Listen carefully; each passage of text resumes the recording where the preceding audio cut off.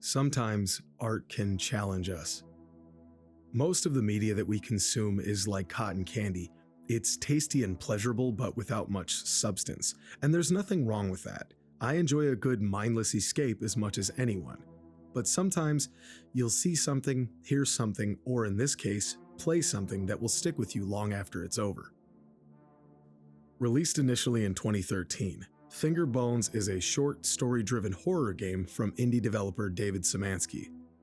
The basic premise is simple. A man is revisiting his survival hideout where he and his daughter Katie had previously stayed shortly following the collapse of society. The story is log-based, meaning that you piece together what happened by finding journal entries scattered around the bunker. Some might prefer traditional cutscenes, and as a declared Metal Gear fanatic, I certainly love a good cutscene, but I'm a huge fan of the log-based method. With more recent Szymanski games like Iron Lung, Dusk, and the upcoming Butcher's Creek, this style remains relevant, and I'm glad the guy stuck with it for his games. When the hard twist is revealed at the end, you're not being hit over the head with a stream of color, noise, and choreography. You're left to soak in the revelation in your own mental theater. But let me circle back to that in a minute. The gameplay is very simple. There are only a few areas: the topside, basement, and cellar. As the father explores and reads journal entries, you find solutions to puzzles, which are simply words that you punch into a console to progressively expand the environment. The game moves at a slow pace, and there is no run button. This might bother you if you're impatient, like I can be sometimes, but don't try to rush the game. It's meant to be finished in around 30 minutes, so take your time. The father can find a flashlight but no weapons, and there's really no need. There aren't any zombies, wolves, or monsters. Well, there's one, but we're getting there. The puzzles are quite simple, but they can be a little confusing at first, even after finding all of the keywords. After punching them into the console, I had to kind of wander a bit and see exactly what was unlocked. But the total surface area of the game is small, and it wasn't terribly difficult, just mildly inconvenient. I'm a massive fan of voxel-style graphics, and to that end, the visuals in Fingerbones are absolutely gorgeous. I realize that this isn't everyone's cup of tea, but personally, I'll take powerful atmosphere over plain photorealism any day at any time, and this is something Fingerbones has in spades: atmosphere. The desolate, cold bunker, bathed in this beaming golden yellow light punching through the rectangular windows, it's surreal. It feels like, one of those dreams that feels really real and then you wake up and it's still kind of lingering? This is juxtaposed expertly with the dark, dank basement and cellar. Simple, stylish, and effective. There's a heavy feeling of melancholy and angst throughout the game, amplified considerably by the audio design. Like the visuals, the soundscape is uncomplicated, yet it's potent. Footsteps, doors, the generator, the buzz of the console, and the rustle of diary pages. But the soundtrack, my goodness. The main theme, if you will, is a somber, ever-present synth track that just gets sadder the more you progress. It becomes practically the sound of indifference. As you piece together the story, the sense of despondency becomes almost unbearable in front of this track, and it's brilliant. The tune shifts and becomes much more dreadful as you enter the basement, giving a subtle clue as to the darkness that occurred down here. The other notable bit of audio is what sounds like a kid whimpering. It's unsettling, but it could be mistaken as generic scary stuff at first. However, in the cellar, the sobbing gives way to screams of abject terror, at which point the journal entries coalesce and the story comes together. And this is where we come back to the plot of Fingerbones. The title of my video isn't clickbait. The game put me in an emotional blue funk that stuck with me for days. I admire Fingerbones immensely as an effective piece of interactive art, and I strongly recommend it, but be aware the subject matter is unflinching. But that's only part of why I somewhat regretted playing through it. The horror of Fingerbones is not found in cheap jump scares or pointless, edgy shock content like we've seen in various bad horror games, but rather in the revelations. It turns out you're basically controlling the most detestable character possible. James Earl Cash in Manhunt might have been a mafia hitman, and that's certainly ugly, but the father in Fingerbones is just plain vile. Even prior to the apocalypse, a journal entry demonstrates that he had been a depressed, medicated divorcee, as well as an absentee father. On his weekend to watch his daughter, he was clearly aggravated by this responsibility, choosing to distract her with television while he tried to write, only coming up with scattered thoughts. He makes reference to his depression, choosing to ignore it and instead reframes his misery as enlightenment, as if it were a gift. He explains this as a result of 2 decades worth of scientific education and philosophical study.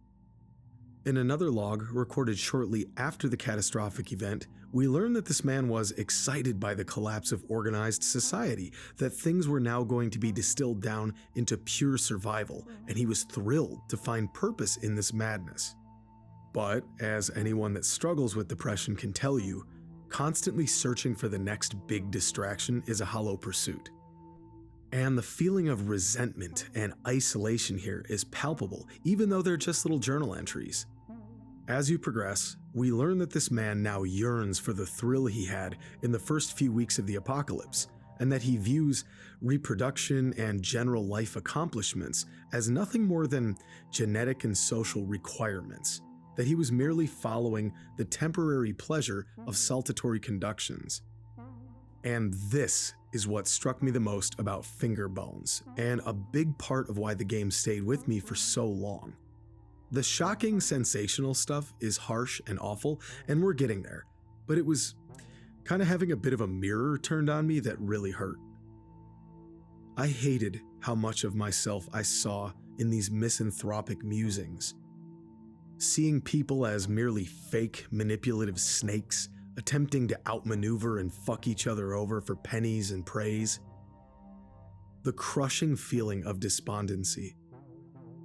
Anytime I feel like there's hope in the world, some piece of shit burns a woman alive on a subway and people laugh about it on social media, or some guy drives a truck through a crowd of people, And to me, the idea that the next great tragedy will come and wipe the slate clean and permit me the ability to find and fix these animals without society getting in the way has a certain allure to it.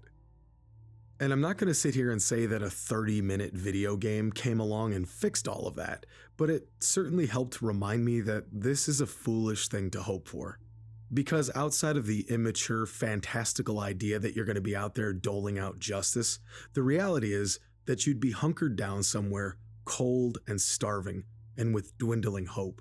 It's part of what made the game highly effective for me personally, but this video isn't about me, and if Fingerbones was purely about a sad man in a bunker, it would have been less notable. And this is where I sever all personal connection to Fingerbones and where it really gets dark. The subject matter goes from things like depression and foolhardy joy over the Great Reset and goes far, far beyond the pale. As I say, we are quite simply playing as a monster. We discover more clues about the father's cold indifference towards his daughter. We find a log entry detailing that, despite the horrific scenario outside of the bunker, the girl remembered Father's Day and drew him a nice picture. You can feel his contempt for this tradition, and he states that he turned her crayons into candles for light instead. It gets much worse. We also find an entry about blood in the cellar, and a few very disturbing logs about how the father has been holding back desires in his mind for several years, but now that society has fallen, and with it, the norms and laws, he can unleash his sadistic side. And he mentions how the cellar is freedom. Locked in the topside safe, we find the Fingerbones. It's predictable who they belong to, but you still hold out hope that you could be wrong. And I was kind of hoping that the father would raise his hand into frame at the end with some missing digits as a subversion, but no such luck. When, at last, we finally descend into the cellar, we see a table with a large bloodstain in the middle. Tools are scattered around, and a final log entry that reads as follows. Quote, "She finally died last night. I don't know whether from starvation, dehydration, or blood loss. I threw her body into the woods. Her fingers, my anti-religious artifacts, my testaments to moral and intellectual freedom, are locked in the safe upstairs. I am content in the knowledge that I haven't done anything wrong." Unquote. This final log really affected me. The father was clearly a narcissist and lacked empathy long before these events, but the fall of humankind opened the floodgates for him to be as barbaric and vile as he truly wanted to be. And this really helps to highlight what's so fascinating about post-apocalyptic fiction, because we all just kind of know, implicitly, that people like this are walking among us, and all it would take is a little push in the wrong direction. And it's fucking terrifying. And, once more, it reminded me of what a fool I am for even entertaining such a concept. But this particular log entry was especially jarring. The way he disregarded his child her whole life, only to end it in such a cruel, unforgiving way, to then simply throw her into the woods. Not a burial, just tossed aside like compost. And that he uses his wicked bullshit philosophy to justify it to himself, and indeed refers to the event as freedom, just shows what a foul character this is. However, that's not even the worst part. Upstairs, there's an entry where the father describes losing his virginity at 15, and how his whole body shook the entire time. He then describes the events in the cellar similarly, which implies that he derived the same carnal gratification from this horrific act. It's ugly, and quite frankly, it made me feel kind of sick.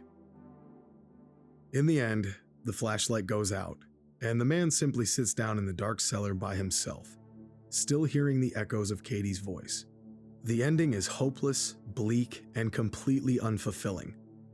Despite that, I really appreciate that this is left in our imaginations, without the gratuitous displays that were written about. This is not only more effective, as films like Halloween and the Texas Chainsaw Massacre have demonstrated in the past, but it strikes a balance that doesn't cross into the territory of explicitly graphic, overtly offensive nonsense made for the purpose of pure shock. I've seen independent movies that I won't even use the name of that showed in visceral detail the most disgusting possible things you could ever conceive of doing, to the point where I was kind of surprised that they were even legal despite being completely fictional. And I walked away from them with utter contempt and hatred for the filmmakers, and not because of the gore, I don't mind that. And when it's done right, this can be really powerful at punching up a scene in a film or a game. But it's the attitude. It's the way this stuff is presented, almost with a challenge from the director, like they were so cool for making this utter nonsense. Like, you're not edgy enough for our clubhouse if you found this offensive, you square. It's cheap, and it's what hacks rely on because they don't have a creative bone in their body, nor is there a unique thought in their vapid mind. I walked away from Fingerbones feeling hollow because of the abrasive subject matter. But the topic was handled with creativity, artistry, and a touch of class. It made me think, it made me reflect, and genuinely unsettled me for a while. Grim as it may be, I celebrate this game as a highly effective piece of art, and I never want to play it again. Well, the jerk store called. They're running out of you.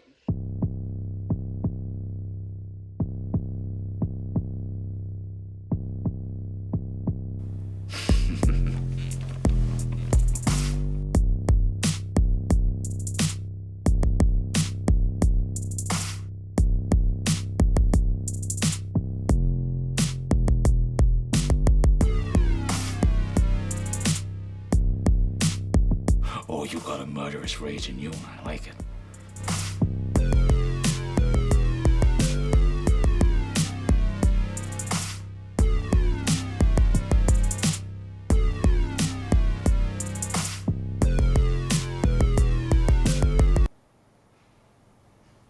fear.